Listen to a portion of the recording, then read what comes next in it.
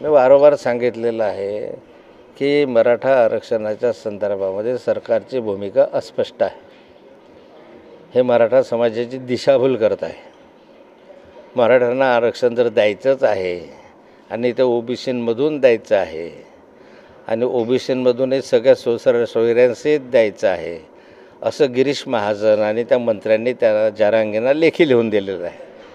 मग आता ज्यांनी लेखी लिहून त्या ठिकाणी कमिटमेंट केली आहे, ज्या ठिकाणी छत्रपती शिवरायाची शपथ घेऊन माननीय मुख्यमंत्र्यांनी म्हटलं आहे की मी यांना ओबीसीमधूनच आरक्षण देईल, म्हणजे सरकार एका बाजूला म्हणत आहे ओबीसीमधून आरक्षण देऊ, तर मग जरांगेची भूमिका स्पष्ट आहे की मला तुम्ही जे कमिटमेंट केलं आहे ते पूर्ण करा.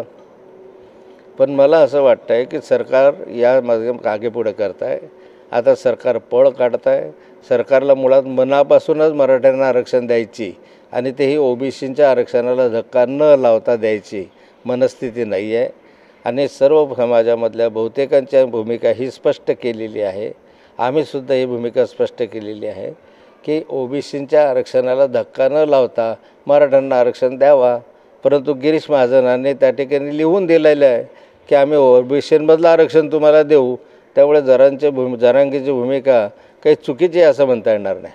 रश्मी ठाकरे हे नाशिकमध्ये उद्धव ठाकरेंच्या बाजूलाच प्रथमतः बसलेले आहेत. कुठेतरी समीकरण असं दिसतं का राजकारणामध्ये उतरू शकतात? तुम्हाला काय वाटतं?